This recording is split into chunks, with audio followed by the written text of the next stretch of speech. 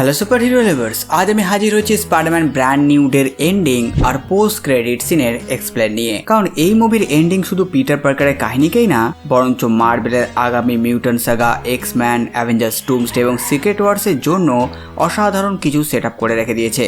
অনেক গুরুত্বপূর্ণ ক্লু এতটাই সূক্ষ্মভাবে দেখানো হয়েছে যে প্রথমবার হয়তো দেখলে চোখেও পড়বে না। তো আশা করি আপনারা সকলে মুভি দেখে ফেলেছেন, আর তাই অনেক লেটেই নিয়ে আসছে যাতে কোনো কিছু স্পয়লার আপনাদের কাছে না হয়।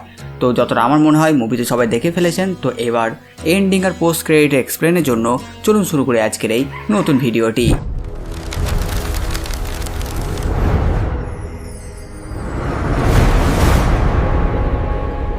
এই সিনেমার মূল থিম ছিল অ্যাকসেপ্টেন্স এবং মুভিং অন, অর্থাৎ নিজের অতীতকে মেনে নেওয়া, নিজের পরিচয়কে গ্রহণ করা এবং সামনে জীবনে এগিয়ে যাওয়া। আর এই থিমটাই প্রায় প্রতিটি ক্যারেক্টারের মধ্যেই আমরা দেখতে পাই। প্রথমে বলেনি ব্রুস ব্যানার বা আমাদের হাল্কুর ব্যাপারে।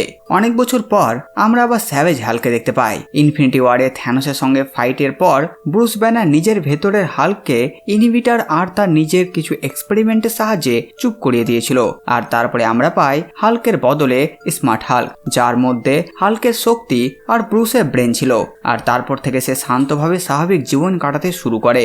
আর যদি এখন হাল্ক বেরিয়েও আসে তাহলে সেটা স্মার্ট হাল্ক হয়ে বেরিয়ে আসবে, কোনো রাগী স্যাভেজ হাল্ক নয়। কিন্তু সবকিছু বদলে যায় যখন জিন গ্রে ব্রুস ব্যানারের মাইন্ডের সাথে খেলা শুরু করে। তার উদ্দেশ্য ছিল ডিওডিসিতে বন্দি নিজের বোনকে উদ্ধার করা এবং ভিম্যাক্স সম্পর্কে জানা। কিন্তু ব্যানারের মনের ভেতরে ঢুকে পড়তেই সে অজান্তেই সেই সব মানসিক বাধা ভেঙে ফেলে যেগুলো স্যাভেজ হাল্ককে এতদিন আটকে রেখেছিল। আর এরপরেই আউট অফ কন্ট্রোল হয়ে যায় স্যাভেজ হাল্ক। আর তারপর স্পাইডারম্যান ভার্সেস হাল্কের মধ্যে একটি দুর্দান্ত অ্যাকশন সিকোয়েন্স দেখানো হয়। আর শেষ মুহূর্তে পিটার তাকে মনে করিয়েও দেয় যে তুমি শুধু হাল্ক নও, তুমি ব্রুস ব্যানার। আর নিজের জন্য সে বলে যে সে তার বন্ধু। আর এই কথাটা শুনে হাল্ক কিছুক্ষণের জন্য থেমে যায়, যেন সে পিটারকে চিনতে পেরেছে। যদিও এমসের মধ্যে আমরা পিটার আর ব্রুসকে একসাথে কখনো স্ক্রিন শেয়ার করতে দেখিনি, তাই হতে পারে এন্ড গেমের পর কোনো এক সময় তাদের দেখা হয়েছিল, কিংবা টনির ফিনারেলের সময় তাদের আলাপ হয়েছে। সেই যাই হোক, এই যে হাল্ক পিটারকে মনে রেখেছে যেখানে পৃথিবীর সবাই ভুলে গেছে, এই মুহূর্তটা অনেকটা কমিক্সের সে বিখ্যাত ঘটনার মতন, যেখানে পৃথিবীর সবাই স্পাইডারম্যানের আসল পরিচয় ভুলে গেলেও হাল্ক একমাত্র পিটার পার্কারকে মনে রেখেছিল। এরপর হাল্ক নিজের লড়াই থামিয়ে দেয় এবং বিল্ডিং থেকে নিচে পড়ে। যদিও এর ফলে তেমন কেউ আহত হয়নি ব্রুস ব্যানার বাদে, কিন্তু তারপর জানা যায় যে ব্রুস ব্যানারকে একটি বিশেষ ফ্যাসিলিটিতে নিয়ে যাওয়া হয়েছে।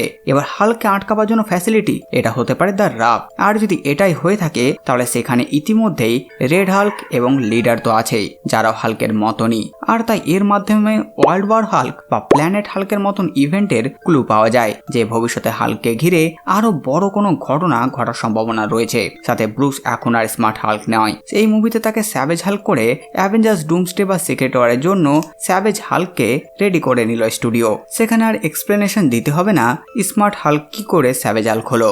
ওকে, এবার আসি পরবর্তী ক্যারেক্টারে। পুরো ট্রেলার জুড়ে যে রহস্যময় মেয়েটিকে দেখানো হচ্ছিল, যদি আমরা জেনে গেছিলাম যে সে হচ্ছে স্যাডি সিং, আর মুভিতে জানা যায় যে সে আর কেউ নয় বরঞ্চ জিন গ্রে। কিন্তু তার মিউট্যান্ট ক্ষমতা এখন অ্যাক্টিভেট হয়নি। সে এখন কেবলমাত্র নিজের শক্তির একেবারে শুরুটা অনুভব করছে। তবে সিনেমা শেষ হতে হতে আমরা দেখতে পাই ধীরে ধীরে তার টেলিপ্যাথিক ক্ষমতা আরো শক্তিশালী হয়ে গেছে। কিন্তু তার এই ক্ষমতা আবার কিছুটা কমবে যখন সে এক্স ম্যানশনে যাবে আর প্রফেসর এক্স তার এই পাওয়ারকে কন্ট্রোলে রাখার জন্য সাইকিক ব্যারিয়ার তৈরি করে ফেলবে। আর পরবর্তীতে ফিনিক্স ফোর্স তো আছেই। সিনেমা সরাসরি দেখায় না জিন গ্রে কিভাবে নিজের ক্ষমতা পেয়েছে, তবে ইঙ্গিত দেওয়া হয় যে জন্মগতভাবেই সে এই ক্ষমতার অধিকারী। আর তার মানে এ হচ্ছে একজন মিউট্যান্ট। আর কমিক্সের মতনই তার এক্স জিন ধীরে ধীরে সক্রিয় হয়েছে। আচ্ছা, যদি আপনারা জিন গ্রের অরিজিন স্টোরি জানতে চান তো অবশ্যই আমার ভিডিও চেক করতে পারেন, আমি এর অরিজিন স্টোরি বানিয়ে রেখে দিয়েছি। সাথে সাথে অনেকে আছেন যারা ভিডিও দেখেন কিন্তু চ্যানেল সাবস্ক্রাইব করে রাখেননি। তো আমাদের একটি গোল আছে অ্যাভেঞ্জার্স, ডুমসডে বা সিক্রেট ওয়ার্স এর আগে চ্যানেলটির একটা ভালো অডিয়েন্স তৈরি করার, যেখানে 20,000 সাবস্ক্রাইবার হয়ে গেছে। আপনাদের এই ফ্যামিলি 20,000 পর্যন্ত পৌঁছে গেছে, তার জন্য সবাইকে অসংখ্য ধন্যবাদ। তো আশা করি আপনারা যারা এখনো সাবস্ক্রাইব করেননি তারা অবশ্যই সাবস্ক্রাইব করে দেবেন। সে যাই হোক, মুভিতে দেখানো হয় জিন গ্রের শক্তি জেগে ওঠার পেছনে সবচেয়ে বড় কারণ ছিল তার অতীতের ট্র্যাজেডি। এটা কমিক্সের মতন কাহিনী ছিল না। মুভিতে দেখানো হয় ডিওডিসি অনেকদিন ধরেই তার বোনের ওপর নজর রেখেছিল আর তাকে একদিন কিডন্যাপ করে নেয় আর গোপনে তার উপর এক্সপেরিমেন্ট চালায়। আর জিন এতদিন শুধু একটি শব্দ শুনে এসেছে আর সেটি হচ্ছে ভিম্যাক্স। আর সে বুঝতে পারেনি এই শব্দের আসল অর্থ কি। কিন্তু যখন উইলিয়াম মেডস্কার তাকে একটি ল্যাবে নিয়ে যায় তখন সে সত্যিটা জানতে পারে যে তার বোন এই ল্যাবে অসহ্য যন্ত্রণার মধ্যে মারা গিয়েছিল। আর সে মৃত্যুর আগে শেষবারের মতন জিনের কাছে টেলিপ্যাথিকের সাহায্যে মেসেজ পাঠানোর চেষ্টা করে, কিন্তু এই ভয়াবহ নির্যাতনের কারণে তার ব্রেন ঠিকমতো কাজ না করায় সে সম্পূর্ণ মেসেজ পাঠাতে পারেনি, শুধু বারবার ভিম্যাক্স শব্দটাই জিনের কাছে পৌঁছেছিল।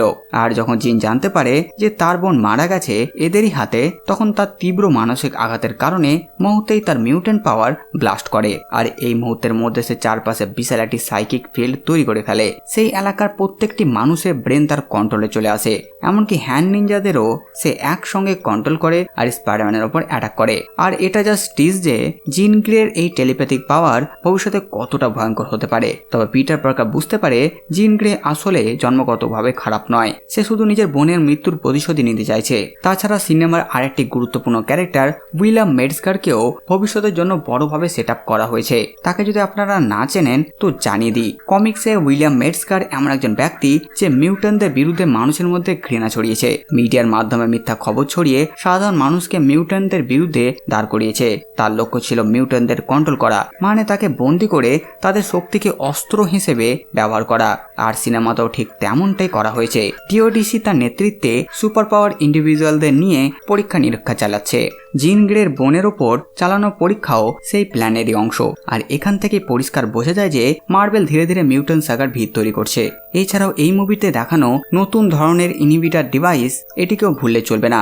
ব্রুস ব্যানারের টেকনোলজি থেকে ইন্সপায়ার হয়ে পিটার পার্কার এমন একটি প্রোটোটাইপ ইনহিবিটর তৈরি করেছে যেই ডিভাইসের কাজ হলো কোনো সুপার পাওয়ার পার্সনের ক্ষমতা সাময়িকভাবে থামিয়ে দেওয়া যায়। সাথে মুভিতে ব্রুস ব্যানার নিজে পিটারকে ওয়ার্নিং দেয় যে এই টেকনোলজি যদি ভুল মানুষের হাতে পড়ে তাহলে সেটা ভবিষ্যতের ভয়ঙ্কর অস্ত্র হয়ে উঠতে পারে। আর যদি আপনি কমিক্স পাগল হন তাহলে তো আপনি বুঝেই গেছেন। এই একটি লাইন দিয়ে ভবিষ্যতের বড় ইঙ্গিত দেওয়া যায়, কারণ কমিক্সে মিউট্যান্টদের নিয়ন্ত্রণ করার জন্য ঠিক এই ধরনের টেকনোলজি ব্যবহার করা হয়। আমরা ফক্সের ডেডপুল 2 মুভিতেও এমন দেখেছি, এমনকি এক্সম্যান ডার্ক ফিনিক্স মুভিতেও আমরা এমন টেকনোলজি দেখেছি যেটা গলায় পরিয়ে মিউট্যান্টদের ক্ষমতাকে সাপ্রেস করা হয়। যার মানে পিটার পার্কার নিজের অজান্তে এমন একটি টেকনোলজি তৈরি করে ফেলেছে যা ভবিষ্যতে এক্সম্যান এবং মিউট্যান্টদের বিরুদ্ধে সবচেয়ে বড় অস্ত্র হয়ে উঠতে পারে। যদিও পিটারে বানানো সেই ইনহিবিটর জিন গ্রে নষ্ট করে দিয়েছিল যেটা তাকে লাগানো হয়েছিল, কিন্তু পিটারের ঘাড়ে যেটা ছিল সেটা সে নিজের ইচ্ছাতেই খুলে পাশে ফেলে দেয়। আর হতে পারে সেই ডিভাইসটি পরবর্তীতে ডিওডিসির হাতে পড়বে। আর এভাবে স্পাইডারম্যান ব্র্যান্ড নিউ ডে শুধু নিজের গল্পই শেষ করে না, বরঞ্চ পুরো মিউট্যান্ট সাগার ভিত তৈরি করে দেয়। ওকে, এবার আসে পিটার পার্কারের গল্পে। নো ওয়ে হোমের ঘটনার পর পিটার পার্কারের জীবন পুরোপুরি বদলে গিয়েছিল। আন্টম্যানের মৃত্যু, পৃথিবীর সবার স্মৃতি থেকে তার পরিচয় মুছে যাওয়া, এমজে নেডকে হারানো, এসবের পর সে যেন একই জায়গায় আটকে গেছিল। সে এগিয়ে যেতে পারছিল না। প্রতিদিন সে ফুল কেনে আর আন্টম্যানের কবরের কাছে গিয়ে রেখে আসে। আর এই মুভি পিটারকে অবশেষে সেই অতীতকে মেনে নিতে শেখায়, সাথে বাকিদেরকেও। প্রথমে কথা বলি পানিশারের ব্যাপারে। পানিশার নিজের সবকিছু হারানোর পর থেকে বিশ্বাস করে অপরাধের একটাই শাস্তি হওয়া উচিত, আর সেটা হচ্ছে মৃত্যু। আর তার কাছে গুলি চালানোই সব সমস্যার সমাধান। কিন্তু শেষের দিকে সবকিছু বদলে যায়। জিন গ্রেকে থামানোর জন্য পানিশার গুলি চালায়। ঠিক সেই মুহূর্তে পিটার পার্কার সামনে দাঁড়িয়ে সেই গুলিটা নিজে খায়। আর এই ঘটনায় পানিশারের পুরো দৃষ্টিভঙ্গি বদলে দেয়। সে বুঝতে পারে প্রতিটা সমস্যার সমাধান হত্যা নয়, কখনো কখনো কাউকে বাঁচানোর জন্য নিজের জীবন ঝুঁকিতে ফেলা আরো বড় সাহসের পরিচয়। এরপর পিটার গুরুতর আহত অবস্থায় হাসপাতালে পৌঁছায়। এই পুরো দৃশ্যটিও সরাসরি স্পাইডারম্যান কমিক্সের একটি বিখ্যাত প্যানেল সিভিল ওয়ার থেকে ইন্সপায়ার বানানো হয়েছিল। এদিকে হাসপাতালে চিকিৎসার সময় জিন গ্রে তাকে বাঁচাতে সাহায্য করে। নিজে টেলিপ্যাথিক ক্ষমতা ব্যবহার করে সে পিটারের জীবন ধরে রেখেছিল যতক্ষণ না তার জ্ঞান ফিরছে। আর এখানে জিন গ্রের ক্যারেক্টারের মধ্যেও বড় পরিবর্তন দেখা যায়। সে প্রতিশোধের পথ ছেড়ে একজন নিরপরাধ মানুষের জীবন বাঁচানোর সিদ্ধান্ত নেয়। আচ্ছা, একটু পিছিয়ে যায়। পিটার যখন জিন গ্রেকে ধরিয়ে দিয়ে এমজে এর সঙ্গে দেখা করতে যায়, সেখানে আগেই ভুলবশত পিটারের লেখা সেই চিঠিটি এমজে পড়ে নিয়েছে। পিটারের আসল আইডেন্টিটিও সে জেনে গেছে যে সে হচ্ছে স্পাইডারম্যান, কিন্তু সত্য জানলেও তার কোনো স্মৃতি ফিরে আসেনি। আর সে পিটারকে স্পষ্টভাবে জানায় হয়তো অতীতে সে পিটারকে ভালোবাসত, কিন্তু এখন তার সেই স্মৃতিগুলো নেই। তাই শুধু সত্যটা জানলেই আগের অনুভূতিগুলো ফিরে আসবে না। পিটার এটা মেনে নেয়, সে এমজেকে কোনো চাপ দেয় না। এই দৃশ্যটা অনেকটা গার্ডিয়ান্স অফ দ্য গ্যালাক্সির স্টার লর্ডের নতুন গামোরা সম্পর্কের মতনই। মানুষটা একই কিন্তু স্মৃতিগুলো আর নেই। যাই হোক, এমসি এর পিটারগুলোর ভাগ্যটাই খারাপ, সে কুইল হোক বা পার্কার। এখানে মুভি একটি ছোট্ট ইঙ্গিত দেয়, এমজে এখনো পিটারের থেকে পুরোপুরি দূরে সরে যেতে পারেনি। শেষ দিকে তাকে পিটারের দেওয়া সেই নেকলেসটি পরে থাকতে দেখা যায়, আর ছাদের ওপর একা বসে সে অনেকক্ষণ ভাবতে থাকে আর তারপর হালকা হাসে। যার মানে এখান থেকে স্টুডিও তাদের কাহিনী এগিয়ে নিয়ে যেতে পারবে। হতে পারে ভবিষ্যতে পিটারকে আবার নতুন করে তার বিশ্বাস এবং ভালোবাসা অর্জন করতে হবে, কিন্তু আমার মনে হয় এমজেকে দূর করে এবার পিটারের লাইফে গুয়েনকে আনা উচিত। আর যারা ভাবছেন জিন গ্রে থাকলেই হবে, তো ভাই জিন গ্রে পিটারের সাথে থাকলে স্কট সামার্সের কি হবে? ওকে, এরপর পিটার দেখা করে তার পুরনো বন্ধু নেড লিডসের সাথে। এরপর পিটার নিজের পরিচয় দেয়। শুরুতে নেড তাকে একজন সাধারণ মানুষের মতনই দেখে, কিন্তু পিটার যখন তাদের পুরনো সেই বিখ্যাত হ্যান্ডশেকটা করে তখন হঠাৎ নেড থেমে যায়। তার চোখে চাহনি বদলে যায়, যেন মনে হয় তার হারিয়ে যাওয়া কোনো স্মৃতি ধীরে ধীরে ফিরে আসছে। এরপর সে অবাকে শুধু একটাই কথা বলে, পিটার। এই একটি ছোট্ট মুহূর্তই ইঙ্গিত দেয় নেডের স্মৃতি হয়তো পুরোপুরি না হলেও ফিরে আসা শুরু করেছে। ওকে, এবার আসি সেই এন্ডিং এ। পিটার বুঝতে পারে জিন গ্রে আসলে খারাপ মানুষ নয়, তবে তার এই প্রতিশোধ আর ঘৃণার পেছনে রয়েছে নিজের বোনকে হারানোর যন্ত্রণা। তাই পিটার তার সঙ্গে লড়াই করা বাদ দিয়ে তাকে বোঝানোর চেষ্টা করে। সে জিনকে বলে প্রতিশোধ কখনোই হারিয়ে যাওয়া মানুষকে ফিরে আনে না, ঘৃণা শুধু আরো ধ্বংসকে ডেকে আনে। এই কথাগুলো জিনকে গভীরভাবে ভাবতে বাধ্য করে, আর জিন ধীরে ধীরে নিজের রাগকে নিয়ন্ত্রণ করতে শুরু করে। সে নিজের সাইকিক পাওয়ার ফিরিয়ে নেয়, যাদের মাইন্ড কন্ট্রোল করছিল সবাইকে মুক্ত করে দেয়। এরপর সে পিটারের জীবনও বাঁচায়। আর এই একটি মুহূর্ত থেকেই জিন গ্রে জীবনের নতুন অধ্যায় শুরু হয়। সিনেমার একেবারে শেষ দৃশ্যে দেখা যায় জিন একা একটি বাসে উঠে কোথাও চলে যাচ্ছে। সিনেমা সরাসরি কিছু না বললেও আশা করা যায় তার পরবর্তী গন্তব্যস্থল হতে পারে এক্স ম্যানশন। আর এদিকে উইলিয়াম মেটজগার, যে মানুষের সামনে মিউট্যান্টদের বিপজ্জনক হিসেবে তুলে ধরা শুরু করেছে, সে চাই ভবিষ্যতে মিউট্যান্টকে শত্রু হিসেবে প্রমাণ করতে। আর ডিওডিসি ইতিমধ্যেই সুপার পাওয়ার্ড মানুষদের আটকানো, তাদের উপর এক্সপেরিমেন্ট চালানো আর তাদের উপর জাসুসি করা চেষ্টা তো করছেই।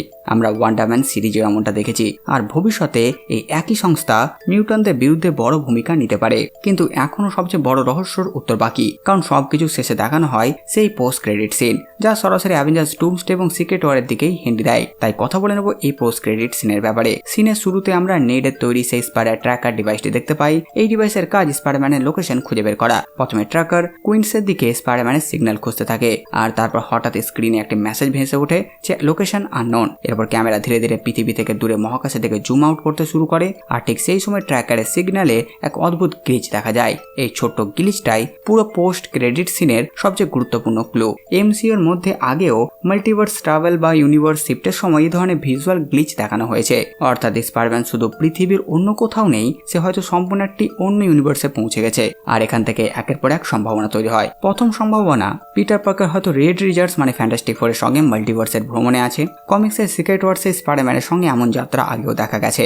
দ্বিতীয় চান্স, সে হয়তো ইতিমধ্যে ডক্টর ডুমে ব্যাটেল ওয়ার্ল্ডে পৌঁছে গেছে। কমিক্সের ব্যাটেল ওয়ার্ল্ড এমন একটা জায়গা যেখানে বিভিন্ন ইউনিভার্স থেকে সুপারহিরো এবং ভিলেনদের একত্রিত করা হয়েছিল। যদি সেটাই তৈরি হয়, তাহলে এই সিন সরাসরি অ্যাভেঞ্জার সিক্রেট ওয়ার্সকে কানেক্ট করবে। আর তৃতীয় পসিবিলিটিস আরো বেশি চমৎকার। ট্র্যাকার হয়তো টম হল্যান্ডের পিটার পার্কারকে নয়, বরঞ্চ অন্য কোনো ইউনিভার্সের স্পাইডারম্যানকে খুঁজে পেয়েছে। সেটা হতে পারে টবি ম্যাগুয়ারের স্পাইডারম্যান, আবার অ্যান্ড্রু গারফিল্ডের স্পাইডারম্যানও হতে পারে, কিংবা একেবারে নতুন স্পাইডারম্যান মাইলস মোরালেসও হতে পারে। যদিও মুভি এই রহস্যের কোনো নির্দিষ্ট উত্তর দেয়নি, শুধু এটুকুই বুঝিয়ে দিয়েছে স্পাইডারম্যান এখন আর নিজের ইউনিভার্সে নেই। আর এই ঘটনাটাই ভবিষ্যতে অ্যাভেঞ্জার্স ডুমসডে এবং সিক্রেট ওয়ার্সের গল্পের দিকে সরাসরি যুক্ত হবে। আর এরপর স্ক্রিনে শুধু একটাই টেক্সট উঠে আসে, স্পাইডারম্যান উইল রিটার্ন। কিন্তু কখন, ডুমসডে নাকি সিক্রেট ওয়ার, সেটা স্টুডিও এখনো কিছুই জানায়নি। আর ঠিক এই কারণে স্পাইডারম্যান ব্র্যান্ড নিউ ডে শুধু একটি স্পাইডারম্যান সিনেমা নয়, একই সঙ্গে এটি mutant saga, X man, Avengers Doomsday ও সিক্রেট ওয়ার্সের জন্য বিশাল ব্রিজ তৈরি করে দিয়েছে, যার আসল ফল আমরা আগামী এমসিইউ এর সিনেমাগুলোতে দেখতে পাবো। তো বাস বন্ধুরা, এই ভিডিওর বাস এতটুকুই। আপনারা কমেন্ট করে জানান ভিডিও আপনাদের কেমন লাগলো। সরাসরি আমার এই কাজ এটা আপনাদের ভালো লাগে ভিডিওটি লাইক, চ্যানেল সাবস্ক্রাইব করে দেবেন। তবে নতুন ভিডিও নিয়ে আমি প্রিন্স সালমান, আর আপনারা দেখছিলেন বংলা কমিক্স।